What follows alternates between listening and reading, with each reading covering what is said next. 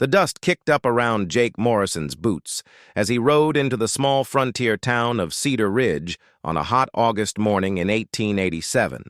His horse, a sturdy brown mare named Duchess, was tired from the long journey across the Arizona desert. Jake had been tracking cattle rustlers for 3 weeks, and the trail had led him to this remote settlement near the Apache reservation. Jake was not like most cowboys of his time. At 32 years old, he had spent his youth learning from various Native American tribes during his time as a scout for the Army. Unlike many of his fellow settlers, Jake respected the Apache people and had learned some of their language and customs. His weathered face showed the marks of a man who had seen both the beauty and harshness of the frontier life. The town of Cedar Ridge was small, with only a main street lined with a few wooden buildings. There was a general store, a saloon, a blacksmith shop, and a small jail. Most of the residents were ranchers and their families, along with a few traders who dealt with both the townspeople and the nearby Apache tribe. The relationship between the town and the Apache was tense but mostly peaceful, thanks to a treaty signed several years earlier. As Jake tied his horse to the hitching post outside the saloon, he noticed something unusual. A crowd had gathered near the far end of the main street. Loud voices carried on the wind, and Jake could sense trouble brewing. He had learned over the years to trust his instincts, and right now they were telling him that something was very wrong. Walking closer to the crowd, Jake saw 3 young Apache women standing in the center of the group. They appeared to be sisters, probably between the ages of 16 and 20. Their names were Ayanna, Kaya, and Nayeli, though Jake would not learn this until later. The 3 girls had distinctive blue and black tattoos on their arms and necks, traditional markings that told the story of their family lineage and tribal status. The crowd surrounding the girls was made up of about 15 townspeople, mostly men. Their faces showed anger and suspicion. Jake could hear bits of their conversation as he approached. Someone was accusing the girls of stealing from the general store. Another person was claiming they had seen the girls near the Jenkins Ranch where some cattle had gone missing the night before. The leader of the angry group was a man named Buck Crawford, a local rancher who was known for his hatred of the Apache people. Buck was a tall, heavy-set man with a thick black mustache and cruel eyes. He had lost some cattle to rustlers the previous month and was convinced that all Apache people were thieves. Buck held a rope in his hands, and his intentions were becoming clear to everyone present. The 3 Apache sisters stood together, their faces showing fear but also dignity. They spoke little English, but they understood enough to know they were in serious danger. Ayanna, the eldest of the 3, tried to explain in broken English that they had come to town to trade handmade baskets and beadwork for supplies. They had done nothing wrong, but the angry crowd was not interested in listening to their explanation. Jake noticed that the girls kept touching the tattoos on their arms as they spoke. In Apache culture, these tattoos were not just decorations, but carried deep spiritual and cultural meaning. Each mark told a story about their family, their achievements, and their place in the tribe. The tattoos also served as a form of protection, believed to carry the power of their ancestors. Sheriff Tom Bradley, an older man who had tried to keep peace between the town and the Apache, was nowhere to be seen. Jake learned later that the sheriff had been called away to investigate a disturbance at a ranch 20 miles away. This left the town without proper law enforcement, and Buck Crawford was taking advantage of the situation. The crowd was getting more aggressive by the minute. Some men were shouting for the girls to be locked up until the sheriff returned. Others were demanding immediate justice for the alleged crimes. Buck Crawford was encouraging the hostile mood, claiming that the Apache could not be trusted and that they needed to be taught a lesson. Jake realized that the situation was about to turn violent. He had seen lynch mobs before, and he knew how quickly they could get out of control.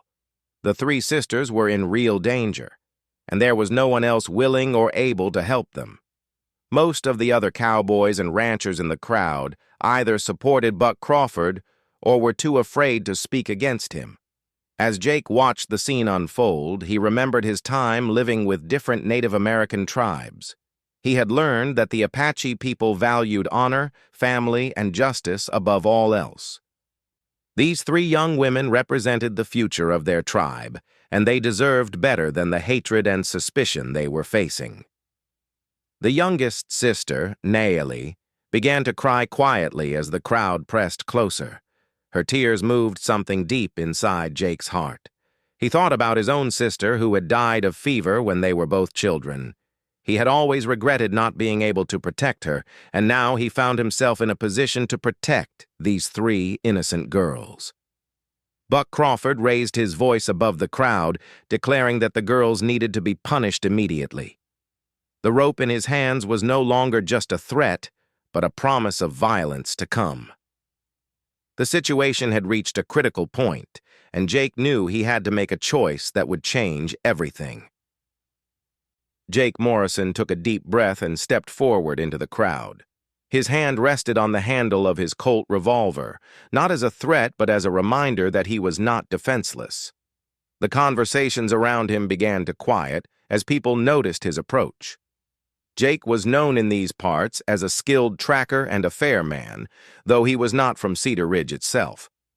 "Hold on there, Buck," Jake called out in a calm but firm voice. "What exactly are these girls accused of doing?"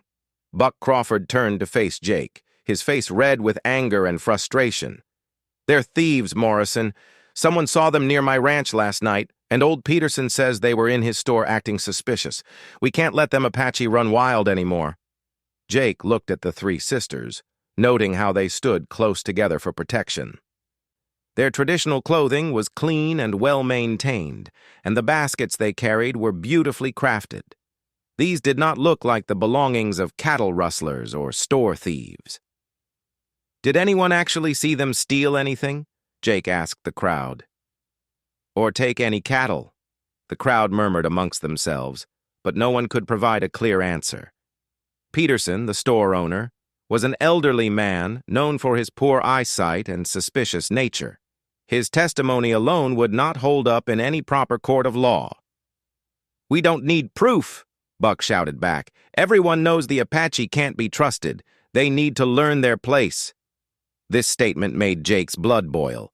He had lived among Apache people and knew them to be honest and honorable when treated with respect.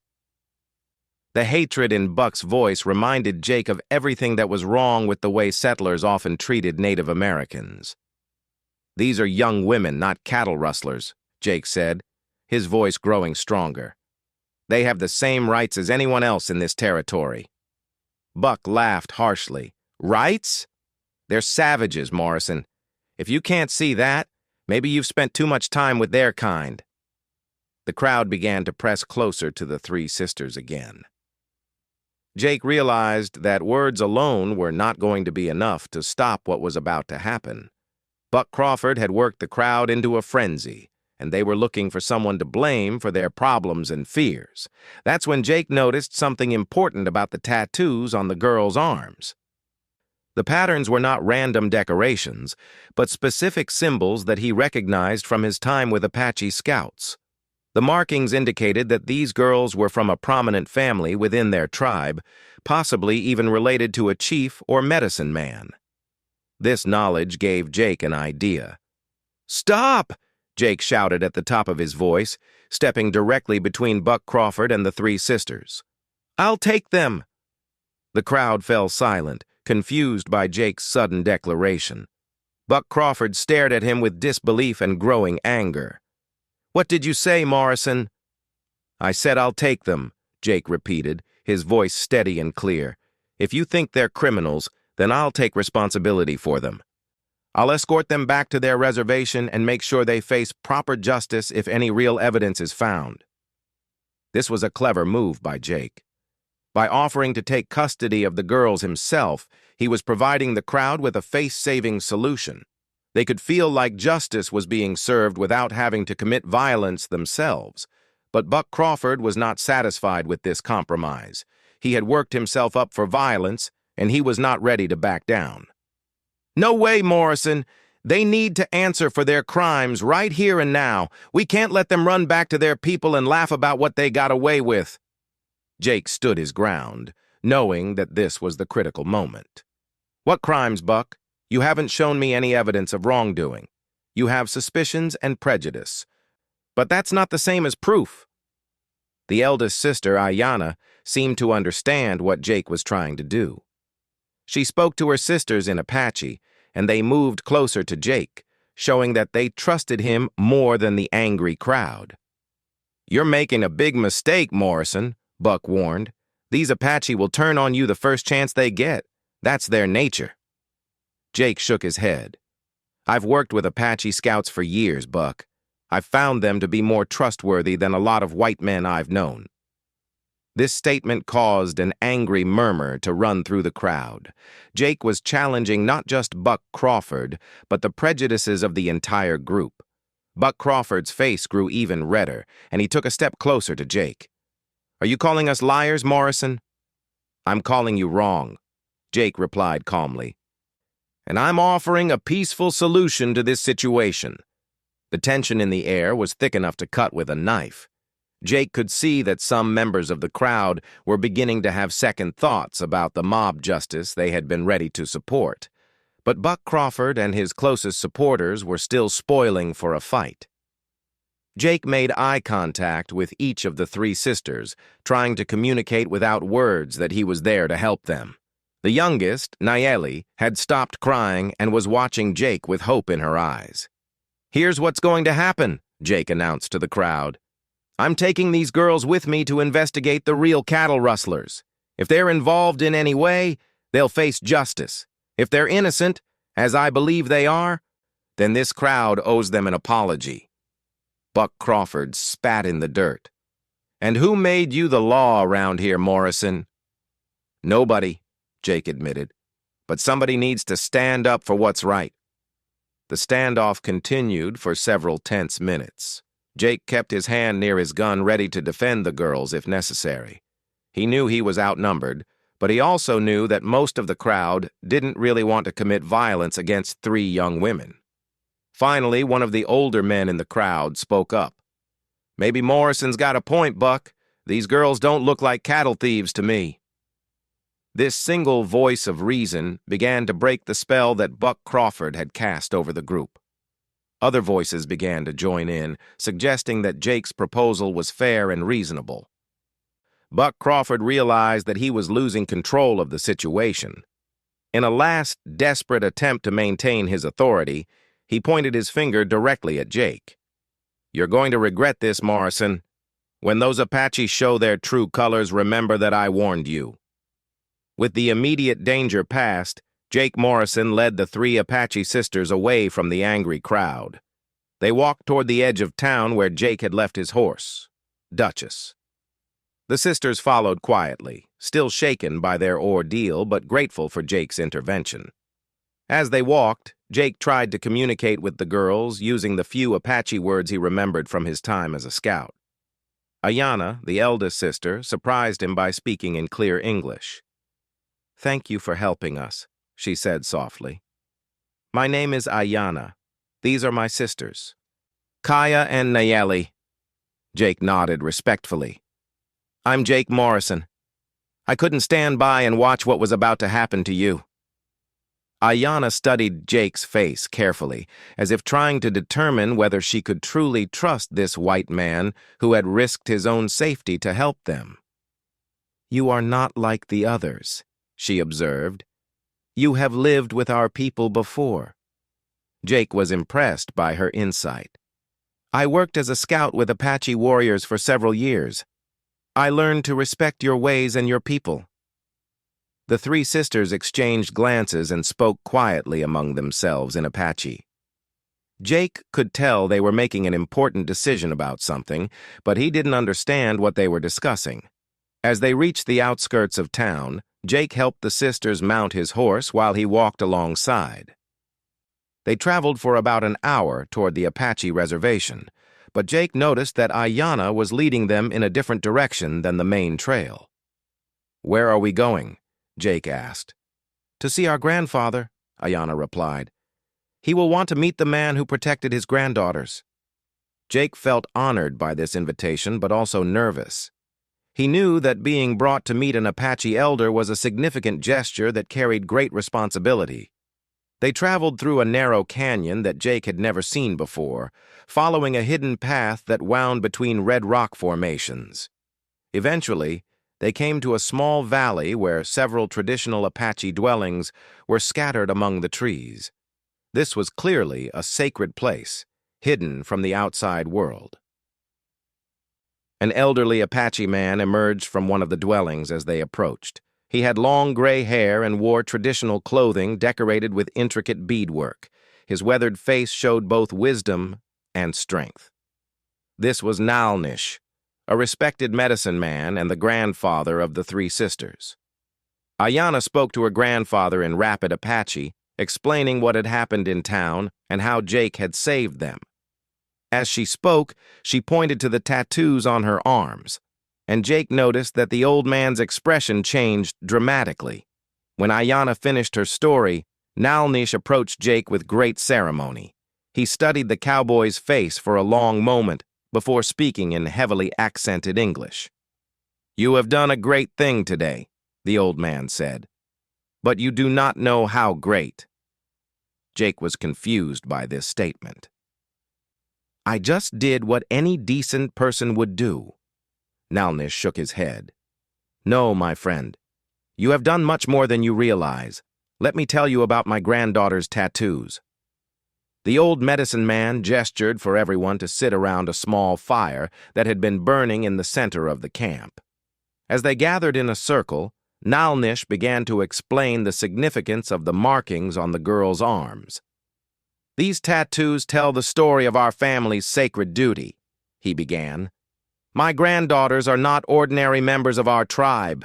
They are the keepers of an ancient prophecy that has been passed down through our family for many generations." Jake listened intently as Nalnish continued his explanation. "The prophecy speaks of a time when our people will face great danger from those who do not understand our ways. It says that 3 sisters will be saved by a man with a good heart, and that this man will later need the protection of our ancestors' spirits." As Nalnish spoke, Jake began to feel a strange sensation, as if the very air around them was charged with spiritual energy. The tattoos on the sisters' arms seemed to glow in the firelight, and Jake could see that they depicted not just family lineage, but also spiritual symbols of protection. "The tattoos on my granddaughter's arms contain the power to call upon our warrior ancestors," Nalnish explained. "This power can only be used to protect someone who has shown great kindness to our family." Jake was skeptical about the spiritual aspects of what the old man was telling him, but he had learned during his time with Native Americans that their beliefs often contained wisdom that went beyond what white settlers could understand. 3 days later, Jake's skepticism was put to the test. He was tracking the real cattle rustlers through a remote area of the desert when he was ambushed by Buck Crawford and 3 of his men. They had followed Jake from town, determined to make him pay for interfering with their plans for the Apache sisters. Jake found himself pinned down behind some rocks with his ammunition running low. Buck Crawford and his men had positioned themselves in the hills above him, and they had a clear advantage. It looked like Jake's act of kindness was going to cost him his life. Just when the situation seemed hopeless, Jake heard the sound of horses approaching rapidly. To his amazement, Ayanna, Kaya, and Nayeli appeared on horseback, along with 6 Apache warriors. The sisters had somehow known that Jake was in danger and had come to help him. What happened next was something that Jake would never fully understand but would never forget. As the Apache warriors engaged Buck Crawford and his men, the 3 sisters began chanting in their native language while touching their tattoos. The markings on their arms seemed to glow with an otherworldly light. Buck Crawford and his men, who had been confident in their superior position, suddenly found themselves disoriented and confused. Their shots went wild, and they seemed unable to aim properly. Within minutes, the Apache warriors had captured all 4 of them, without anyone being seriously injured. Later, As Buck Crawford and his men were tied up and waiting to be turned over to the territorial authorities for the real cattle rustling they had been doing, Jake asked Ayanna how she had known he was in danger. "The tattoos told us," she said simply.